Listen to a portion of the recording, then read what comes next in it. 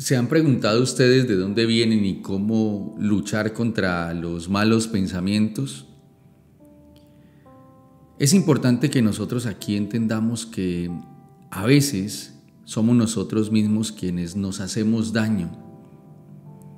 Nos ha tocado muchas veces descubrir dentro de nosotros cómo estamos invadidos en el corazón y en la mente por palabras sobre nosotros mismos y también sobre los demás, por ese tipo de pensamientos que son como potentes imanes que atraen más y más pensamientos de ese tipo, uno tras otro, como un torbellino que nos va debilitando el ánimo, que nos va inquietando interiormente y que nos hace un gran daño porque nos lleva a estar concentrados solo en nosotros mismos. El mundo no existe, las personas alrededor pierden importancia, existe solo el yo y mi malestar, yo y lo que no funciona, yo y mi ansiedad, yo y mi infelicidad. Y vamos cayendo en ese yoísmo que nos lleva incluso a patrones de conducta como la victimización, donde terminamos haciéndonos mucho más daño. Por esa razón se necesita de la ayuda profesional y es un primer abordaje que hay que posibilitar para nosotros.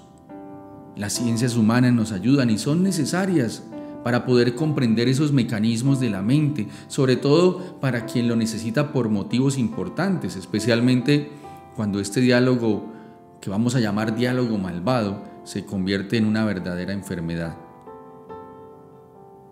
Y también nos corresponde a nosotros como creyentes hacer esa tarea de poder identificar cuando esas voces que están dentro de nosotros pueden ser o no la voz de Dios.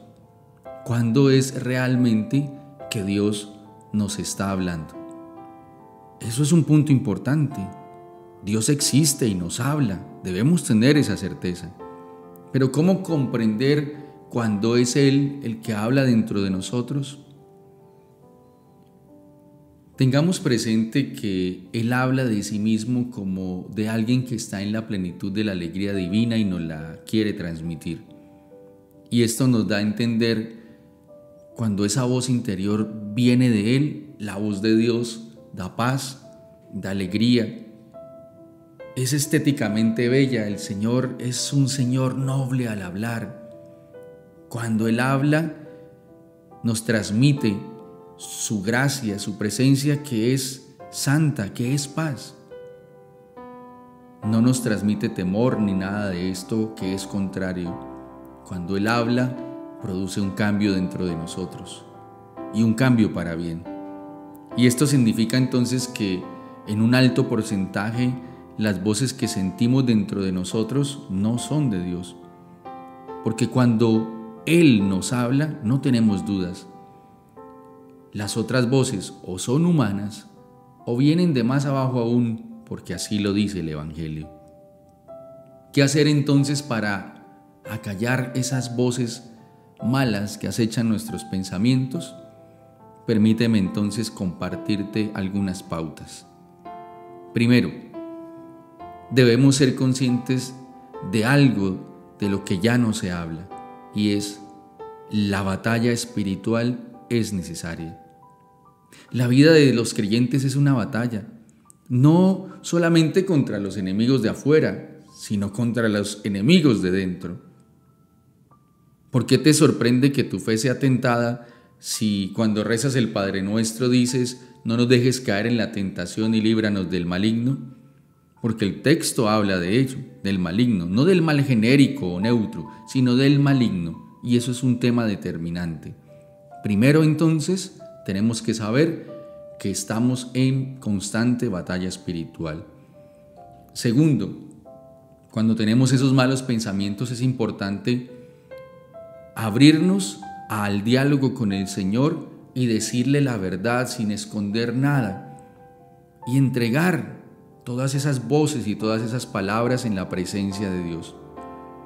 Para liberarme de los malos pensamientos, debo decirme a mí mismo la verdad y desde ahí expresarle al Señor toda mi miseria, todo lo que realmente soy, no escondernos ni autojustificarnos ante Dios detrás de una máscara, presentarnos como somos, y entregar todo aquello que se convierte en malos pensamientos y en voces que nos dañan y nos roban la paz.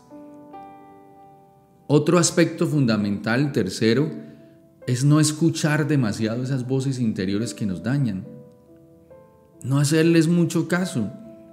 Cuando está claro que no es Dios el que está hablando, déjale charlar, no le hagas caso. Como cuando como psicólogo uno dice, mira eso, esto es, estate quieto, tranquilo, sentado. Si te agitas, sufres, te cansas, pero luego te das cuenta que valió la pena no poner atención a lo que no es verdaderamente importante en tu vida y que te está causando un efecto contrario a lo que verdaderamente anhelas.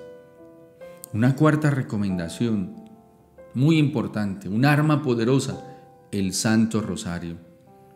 Siempre el rosario. Si hay batalla, vamos a pelear batalla. Y el rosario orado con el corazón. No a prisa, no con distracción, sino de verdad, de corazón, entregándole todo nuestro ser confiadamente al Señor a través del corazón inmaculado de María.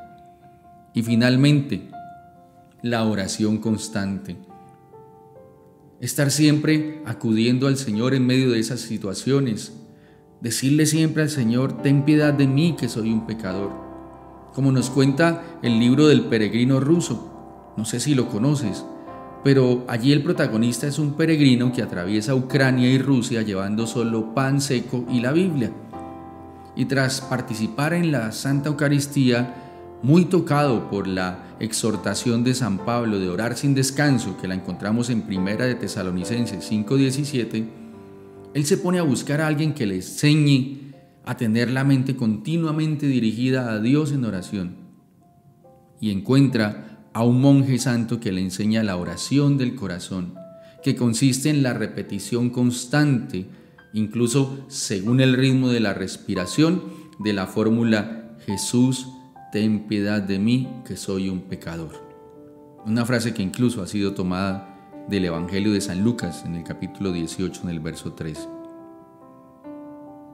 Tomemos entonces como una bandera cada una de estas pautas. Vamos a ser libres de cada una de esas frases y de esos pensamientos y no luchemos esta batalla solos. Vamos de la mano de Dios, donde seguramente vamos a ser más que vencedores. No olvidemos siempre buscar ayuda, no nos quedemos solos en estas luchas constantes que forman parte de nuestra existencia. Recuerda siempre que Dios tiene el control. Estuvo con ustedes Eduardo Plata, especialista en psicología clínica y salud mental y predicador católico. Recuerda suscribirte, activar la campanilla y compartir este material. Dios te bendiga.